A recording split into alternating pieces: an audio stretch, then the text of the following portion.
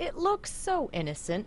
A stuffed Easter bunny Pretty clever. sent through the mail to Summit County. If you're not alerted to it, you probably would never even check it. You would just think it's another gift at this time of year. Inside was evidence of a major international drug trafficking operation.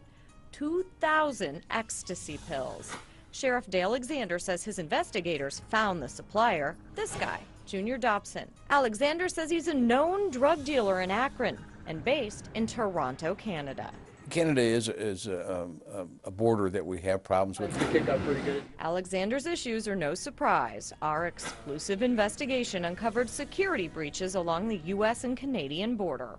Remember, this is a huge needle in a haystack challenge sometimes. Rear Admiral Michael Parks is the U.S. Coast Guard commander in charge of the Great Lakes. Is security along the Great Lakes what it should be?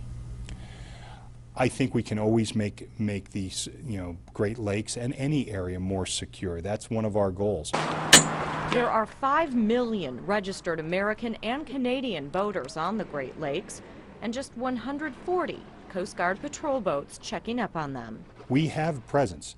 We are out there on the water all the time, but we can't be everywhere all the time.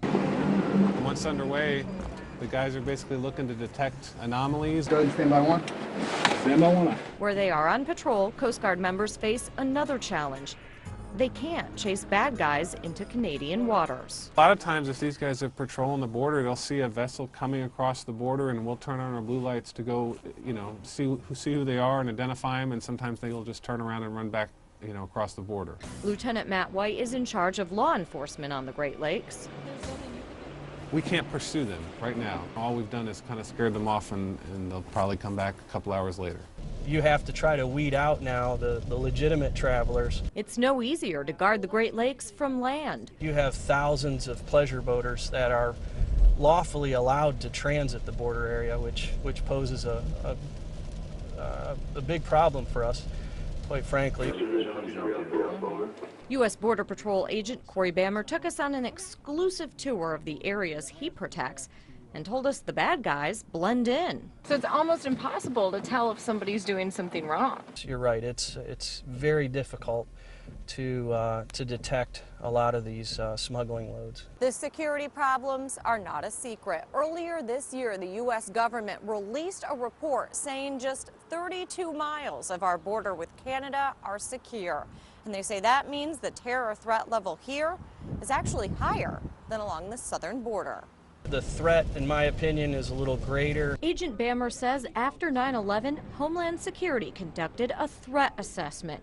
It showed terror groups are operating on the Great Lakes, especially in the Detroit area and across the Canadian border in Windsor. We believe that they're utilizing the rivers and the lakes in the Great Lakes region, and that has been confirmed. I think it's a concern.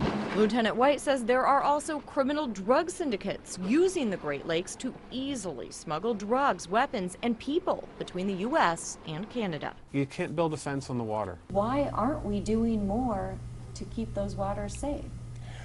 Well, I think we are doing more, Sarah. I think it's important to recognize we are doing more. Parks says since 9/11, the Coast Guard has put more officers and faster, better boats on the waters. We'll make sure that, to the best of our ability, that there's no criminality or anything unsafe going on.